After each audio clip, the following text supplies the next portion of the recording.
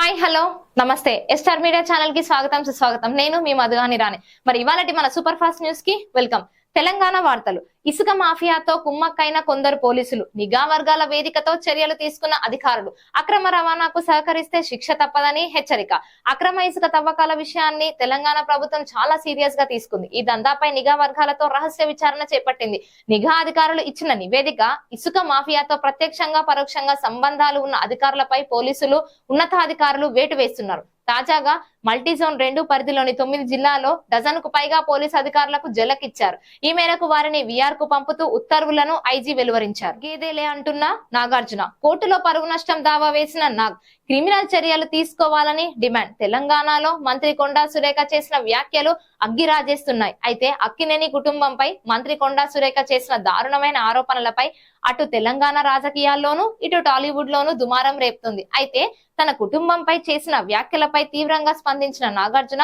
కోర్టును ఆశ్రయించారు కొండా సురేఖపై పరువు నష్టం దావా వేశారు నాగార్జున మంత్రిపై క్రిమినల్ చర్యలు తీసుకోవాలని పిటిషన్ లో నాగార్జున పేర్కొన్నారు మంత్రి కొండా సురేఖ వివాదం కేటీఆర్ హరీష్ రావుపై కేసు నమోదు తెలంగాణలో ఆసక్తికర పరిణామాలు చోటు చేసుకుంటున్నాయి ఇప్పటికే మంత్రి కొండా సురేఖ చేసిన ఆరోపణలు రాష్ట్రంలో అగ్గిరాజేస్తుంటే మరోవైపు అదే కొండా సురేఖ అంశంలో BRS working president KTR Harish రావుతో పాటు పలు యూట్యూబ్ ఛానళ్లపై సైబర్ క్రైమ్ పోలీస్ స్టేషన్ లో కేసులు నమోదయ్యాయి కొండా సురేఖపై జరిగిన ట్రోలింగ్ మీద స్పందిస్తూ మెదక్ బీజేపీ ఎంపీ రఘునందన్ రావు ఇచ్చిన ఫిర్యాదు మేరకు పోలీసులు కేసు నమోదు చేసి దర్యాప్తు చేస్తున్నారు తెలంగాణలో కొత్త చట్టం తీసుకురానున్నట్టుగా మంత్రి ప్రకటన ఈ నెలాఖరులోగా కొత్త ఆర్ఓఆర్ చట్టం అమలు చేస్తామని స్పష్టం ప్రజల అభిప్రాయాలు పరిగణనలోకి తీసుకుంటామన్న పొంగులేటి తెలంగాణలో త్వరలోనే కొత్త చట్టం అమల్లోకి రానున్నట్టు మంత్రి పొంగులేటి శ్రీనివాస్ రెడ్డి ప్రకటించారు ఇప్పటికే ఉన్న ధరణి పోర్టల్ ను రద్దు చేయనున్నట్టు ప్రకటించిన మంత్రి పొంగులేటి ఈ నెలాఖరులోగా కొత్త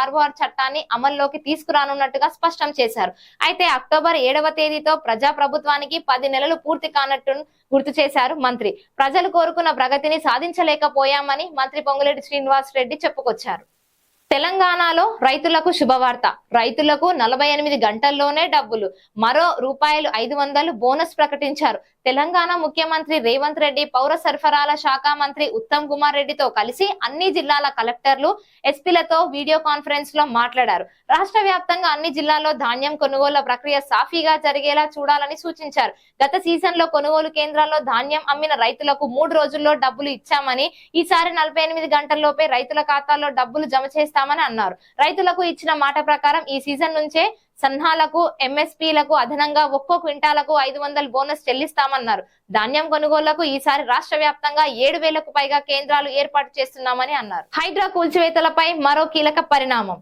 కేఏ పాల్ పిటిషన్ పై హైకోర్టులో విచారణ ఇప్పటికిప్పుడు కూల్చివేతలు సాధ్యం కాదని స్పష్టం హైదరాబాద్ లో సంచలనంగా మారిన హైడ్రా కూల్చివేతలపై మరో కీలక పరిణామం చోటు చేసుకుంది హైడ్రా కూల్చివేతలపై స్టే విధించాలంటూ హైకోర్టులో ప్రజాశాంతి పార్టీ అధ్యక్షుడు కేఏ పాల్ పిటిషన్ దాఖలు చేయగా ఈ రోజు విచారణ చేపట్టింది ధర్మాసనం ఈ క్రమంలో పలు కీలక వ్యాఖ్యలు చేసింది హైకోర్టు కూల్చివేతలను ఇప్పటికిప్పుడు ఆపేయటం సాధ్యం కాదని చెప్తూనే హైడ్రాకు ప్రభుత్వానికి నోటీసులు జారీ చేసింది రైతు రుణమాఫీ అంశంపై మరోసారి కేటీఆర్ ట్వీట్ మంత్రి తుమ్మల నాగేశ్వరరావు చేసిన వ్యాఖ్యలపై స్పందన రేవంత్ రెడ్డి బండారం బయటపడిందంటూ పోస్ట్ తెలంగాణలో రైతు రుణమాఫీని ఆగస్టు 15 లోపు పూర్తి చేశామని సీఎం రేవంత్ రెడ్డి చాలా సందర్భాల్లో చెప్తూ వస్తున్నారు అయితే మిగతా మంత్రులు మాత్రం చాలా మంది రైతులకు ఇంకా రుణమాఫీ జరగలేదని చెప్తున్నారు ఈ క్రమంలోనే తాజాగా స్వయాన వ్యవసాయ శాఖ మంత్రి తుమ్మల నాగేశ్వరరావు ఇంకా 20 లక్షల మంది రైతులను రుణమాఫీ చేయాలని స్పష్టం చేశారు ఇప్పుడు ఈ అంశం చర్చనీయాంశంగా మారింది ఈ విషయంపై బీఆర్ఎస్ వర్కింగ్ ప్రెసిడెంట్ కేటీఆర్ ఘాటుగా ట్వీట్ సెప్టెంబర్ 24న హైదరాబాద్ నుంచి పారిపోయిన బాలికలు జనగామకు చెందిన 5 యువకులు అత్యాచారం ఆశ్రయం కల్పిస్తామని నమ్మించిన కారులో తిప్పుతూ లైంగిక దాడి దేశంలో మహిళలు బాలికలు చిన్నారులపై అత్యాచారాలు అగత్యాలకు అడ్డుకట్టపడటం లేదు ఆడవాళ్లు ఒంటరిగా కనిపిస్తే చాలు కొందరు మగాళ్లు మృగాలై వారిపై అత్యాచారానికి తెగబడుతున్నారు తాజాగా ఓ 2 బాలికలపై కామాంధులు గ్యాంగ్ రేప్ కి పాల్పడ్డారు పురావాస కేంద్రం నుంచి తప్పించుకొని ఓ బస్టాండ్ వద్ద ఉన్న 2 బాలికలపై ఆశ్రయం కల్పిస్తామని చెప్పి తీసుకెళ్లి ముగ్గురు వారిని హైదరాబాద్ కు తీసుకెళ్లి ఆశ్రయంలో దింపుతామని వారి స్నేహితులైన 2 పశువుల్లా ప్రవర్తిస్తూ వారిపై అత్యాచారం ఆంధ్రప్రదేశ్ వార్తలు తిరుమల లడ్డు అంశంపై సుప్రీంకోర్టు కీలక ఆదేశాలు సిబిఐ డైరెక్ట్ పర్యవేక్షణలో 5గురితో సిట్ ఏర్పాటు సిబిఐ నుంచి 2 ఏపీ నుంచి 2 FSSI నుంచి ఒకరు. తిరుమల శ్రీవారి లడ్డు ప్రసాదం కల్తీ వివాదంపై సుప్రీంకోర్టు కీలక నిర్ణయం తీసుకుంది. ఆంధ్రప్రదేశ్ ప్రభుత్వం ఏర్పాటు చేసిన సిట్ ని పక్కన పెట్టేసి కేంద్ర రాష్ట్ర అధికారులతో కలిపి ప్రత్యేక దర్యాప్తు బృందాన్ని ఏర్పాటు చేసింది. ఇందులో CBI నుంచి ఇద్దరు, రాష్ట్రం నుంచి ఇద్దరు, food safety and standards authority of India నుంచి ఓ అధికారి ఉంటారు. తిరుపతి లడ్డు కల్తీపై దాఖలైన పిటిషన్ పై శుక్రవారం విచారణ చేపట్టిన అత్యున్నత న్యాయస్థానం ఈ మేరకు నిర్ణయం తీసుకుంది. సిట్టు అవసరం లేదు, బిట్టు అవసరం లేదు. వైఎస్ జగన్ కీలక వ్యాఖ్యలు. తిరుమల లడ్డు వివాదంపై సుప్రీంకోర్టు ఆదేశాలపై మాజీ సీఎం వైఎస్ జగన్మోహన్ రెడ్డి స్పందించారు. ఈ విషయంపై విలేకరుల సమావేశం నిర్వహించిన ఆయన చంద్రబాబు నిజ స్వరూపాన్ని సుప్రీంకోర్టు సైతం గ్రహించిందన్నారు. అందుకే సిట్ రద్దు చేసిందని జగన్ అన్నారు. చంద్రబాబు చెప్పే అబద్ధాలకు రెక్కలు కట్టడం సనాతన ధర్మమా అంటూ పవన్ కళ్యాణ్ ప్రశ్నించారు. ఏ తప్పు జరగలేదని కంటికి స్పష్టంగా కనిపిస్తున్నప్పుడు సిట్ అవసరం లేదు, బిట్ అవసరం లేదంటూ జగన్ అభిప్రాయపడ్డారు. తప్పుడు రిపోర్టులు ఇస్తే స్వామి వారే వారిని చూసుకుంటారని ఆయన వ్యాఖ్యానించారు. ఢిల్లీ పర్యటనకు సీఎం చంద్రబాబు నాయుడు ఈ నెల 7న హస్తినకు వెళ్తున్నారు. ఏపీకి సంబంధించిన అంశాలపై చర్చ. ఏపీ ముఖ్యమంత్రి చంద్రబాబు నాయుడు గారు ఈ నెల 7న ఢిల్లీ పర్యటనకు వెళ్లనున్నారు. ఈ పర్యటనలో ప్రధాని నరేంద్ర మోడీ, కేంద్ర హోంమంత్రి అమిత్ షా, రైల్వే శాఖ మంత్రి అశ్విని వైష్ణవ్, కొందరు కేంద్ర మంత్రులను కలవనున్నారు. అలాగే ప్రపంచ బ్యాంకు ప్రతినిధులతోనూ సమావేశం కానున్నారు. అమరావతి నిధుల సాయంపై చర్చించనున్నారు. రైల్వే శాఖ మంత్రి అశ్విని వైష్ణవ్ తో భేటీ సందర్భంగా విశాఖ రైల్వే జోన్ పెండింగ్ ప్రాజెక్టులపై చర్చించారు. బ్రహ్మోత్సవాలకు ముందు అపచారం జరిగిందా? టీటీడీ ఏం చెప్పిందంటే తిరుమలలో అపవిత్రం జరిగిందంటూ వస్తున్న వార్తలపైన తిరుమల తిరుపతి దేవస్థానం బోర్డు స్పందించింది. ధ్వజారోహణం కార్యక్రమంలో ఉపయోగించే ధ్వజస్తంభం కొక్కి విరిగిపోయిందంటూ ఉదయం నుంచి వార్తలు వచ్చాయి. ఈ నేపథ్యంలో సోషల్ మీడియాలో జరుగుతున్న ఈ ప్రచారంపై టీటీడీ క్లారిటీ ఇచ్చింది. బ్రహ్మోత్సవాలకు ముందు అన్ని వస్తువులను తనిఖీ చేస్తామన్న టీటీడీ ఏవైనా తేడాలుంటే కొత్త వాటిని ఏర్పాటు చేస్తామని తెలిపింది. ఈ క్రమంలోనే పాత కొక్కిని తొలగించి కొత్త దానిని ఏర్పాటు చేశామని, ఈలోపే అపచారం అంటూ ప్రచారం చేశారని తెలిపింది. ఇలాంటి వాటిని శ్రీవారి భక్తులు నమ్మొద్దని టీటీడీ విజ్ఞప్తి చేసింది. తిరుమల శ్రీవారి సాలకంట్ల బ్రహ్మోత్సవాలు ఘనంగా ప్రారంభమయ్యాయి. బ్రహ్మోత్సవాలలో తొలి రోజైన శుక్రవారం సీఎం చంద్రబాబు నాయుడు గారు సతీ సమేతంగా రాష్ట్ర ప్రభుత్వం తరపున శ్రీవారికి పట్టు వస్త్రాలు సమర్పించారు. టీటీడీ ఈవో శ్యామలరావు, అదనపు ఈవో వెంకయ్య చౌదరి చంద్రబాబుకు స్వాగతం పలికారు. అనంతరం ముఖ్యమంత్రి ధ్వజస్తంభానికి నమస్కరించుకొని శ్రీవారిని దర్శించుకున్నారు. ఆ తర్వాత వకులామాత, విమాన వెంకటేశ్వర స్వామి, భాష్యకార్ల సన్నిధి యోగా నరసింహస్వామి వారిని దర్శించుకున్నారు. అనంతరం రంగనాయకుల మండపంలో వేద మంత్రోత్సరాలతో చంద్రబాబుకు వేద పండితులు ఆశీర్వదించారు. ఆ తర్వాత శ్రీవారి తీర్థ ప్రసాదాలను అందజేశారు. మరోవైపు తిరుమల శ్రీవారికి అత్యధిక సార్లు పట్టు వస్త్రాలు సమర్పించిన సీఎం గా చంద్రబాబు నాయుడు గారు రికార్డు. జాతీయ వార్తలు. మూడో ప్రపంచ యుద్ధంగా మారుతున్న సంకేతాలు. వాణిజ్యంపై పశ్చిమాసియా సంఘర్షణ ప్రభావం. గతేడాది నుంచి ఎర్ర సముద్రంలో హౌతీల దాడులు.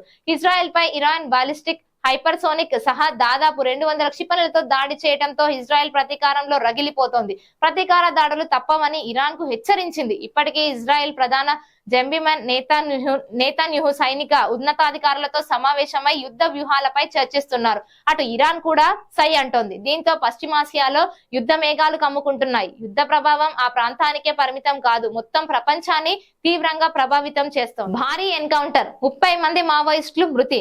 అగ్రనేతలు కూడా. మావోయిస్టులకు గట్టి ఎదురు దెబ్బ తగిలింది. ఛత్తీస్గఢ్ లో జరుగుతున్న ఎన్కౌంటర్ లో ఇప్పటి వరకు 30 మంది నక్సల్స్ మృతి చెందారు. దండకారణ్యంలో భద్రతా బలగాలు మావోయిస్టులకు మధ్య భీకర కాల్పులు జరుగుతున్నాయి. దీంతో మృతుల సంఖ్య మరింత పెరిగే అవకాశాలు ఉన్నట్లు తెలుస్తోంది.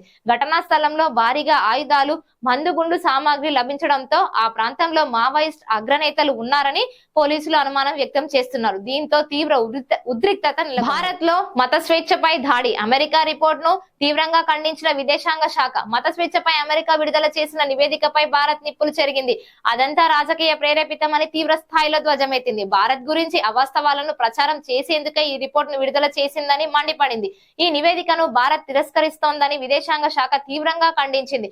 భారత్ లో మత స్వేచ్ఛపై అమెరికా సంస్థ చేస్తున్న వాదనను ఇప్పటికే భారత్ తిప్పికొడుతుండగా తాజాగా రిపోర్ట్ వెలువరించడం సంచలనంగా మారింది. ఇక అంతర్జాతీయ వార్తలేంటో చూద్దాం.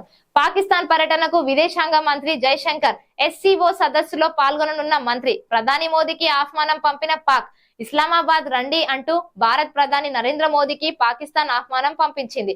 అయితే పాక్ పర్యటనకు వెళ్లడం ఇష్టం లేని ప్రధాని మోదీ తన బదులు విదేశాంగ మంత్రి జైశంకర్ ను దాయాదిని దేశానికి పంపిస్తున్నారు. దీంతో అక్టోబర్ 15-16 తేదీల్లో ఇస్లామాబాద్ లో జరిగే షాంఘై సహకార సంఘం దేశానేతల సదస్సులో జైశంకర్ పాల్గొంటారు. గత ఏడాది భారత్ ఈ సదస్సుకు ఆతిథ్యం ఇవ్వాల్సి ఉండగా సదస్సును వర్చువల్ గా నిర్వహించారు. హెజ్బొల్లా నిఘా ప్రధాన కార్యాలయంపై ఇజ్రాయెల్ దాడి. నజ్రల్లా వారసుడైన హషీం సఫీద్దీన్ హతమైనట్టు కథనాలు. ఎటువంటి ప్రకటన చేయని ఇజ్రాయెల్ డిఫెన్స్ ఫోర్స్ లెబనీస్ లో హెజ్బొల్లా మిలినియన్ కు లక్ష్యంగా చేసుకుని గత కొద్ది రోజులుగా ఇజ్రాయెల్ జరుపుతున్న దాడులు మరింత తీవ్రమయ్యాయి. ఫేజర్ వాకీటాకీ పేలులతో ప్రారంభించి వైమానిక దాడులు, ఆ తర్వాత భూతల యుద్ధం మొదలుపెట్టింది టెల్ అవీవ్. ఈ క్రమంలో సిన్స్ కి ఇరాన్ తో ఎంట్రీ పోరు యుద్ధం అంచులంచులకు చేరుకుంది. టెహ్రాన్ క్షిపణి దాడితో ప్రతీకారం ఇజ్రాయెల్ దాడులు చేయడానికి సిద్ధమైంది. అయితే అణ్వాయుధ కేంద్రాలపై దాడులు చేయొద్దని అమెరికా సూచించింది. సినిమా వార్తలేంటో చూద్దాం. అల్లు అర్జున్ పుష్ప 2 ట్రయల్. ఫ్యాన్స్ కి సుకుమార్ గుడ్ న్యూస్. అల్లు అర్జున్ హీరోగా, సుకుమార్ దర్శకత్వంలో రూపొందుతున్న పుష్ప 2 పై అంచనాలు భారీగా ఉన్నాయి. అంచనాలకు ఏ మాత్రం తగ్గకుండా పుష్ప 2 ను రూపొందిస్తున్నారు. రష్మిక మందన హీరోయిన్ గా నటిస్తున్న ఈ సినిమా షూటింగ్ మరో 2-3 వారాల్లో ముగిసే అవకాశాలున్నాయి. డిసెంబర్ 6న సినిమాను ప్రేక్షకుల ముందుకు తీసుకురాబోతున్నట్లు అధికారిక ప్రకటన చేసింది. ఇక పుష్ప 2 ట్రైలర్ నుంచి నవంబర్ 2వ వారంలో విడుదల చేసేందుకు ఏర్పాట్లు జరుగుతున్నాయి. అల్లు అర్జున్ ఫ్యాన్స్ కి అతి త్వరలోనే సుకుమార్ టీం గుడ్ న్యూస్ చెప్పే అవకాశాలు ఉన్నాయి. ఎన్టీఆర్ ఫ్యాన్స్ కి గుడ్ న్యూస్. దావూదీ పాటను యాడ్ చేసిన మేకర్స్. వీకెండ్ వసూళ్లు పెరుగుతాయనే ఆశలు. ఇక ఎన్టీఆర్ దేవరా సినిమా గత వారం ప్రేక్షకుల ముందుకు వచ్చి భారీ ఓపెనింగ్స్ ను దక్కించుకుంది. వీక్ డేస్ లో కాస్త వీక్ అయినా ఓవరాల్ గా సినిమా మంచి వసూలు రాబట్టిందని మేకర్స్ అంటున్నారు. ఇప్పటి వరకు సినిమా 400 కోట్లు వసూలు క్రాస్ చేసింది. ఈ వీకెండ్ తో పాటు లాంగ్ రన్ లో మరో 100 కోట్లు వసూలు రాబట్టే అవకాశాలు ఉన్నాయని అంచనా వేస్తున్నారు. అయితే ఫ్యాన్స్ ను మళ్లీ థియేటర్లకు రప్పించుకునేందుకే దావూదీ పాటను తాజాగా జడ్జ్ చేశారు. ఫ్యాన్స్ ఎదురు చూస్తున్న మాస్ మసాలా సాంగ్ ప్రేక్షకుల ముందుకు రానే వచ్చేసింది కదా. మరి వీడియో నచ్చినట్లయితే వీడియోను లైక్ చేయండి, షేర్ చేయండి. కింద కనిపిస్తున్న కామెంట్ సెక్షన్ లో మీ విలువైన కామెంట్స్ ని మాకు రాసి పంపించండి. అలాగే మా ఎస్ఆర్ మీడియా ఛానల్ ని సపోర్ట్ చేస్తూ సబ్స్క్రైబ్ చేసుకోండి.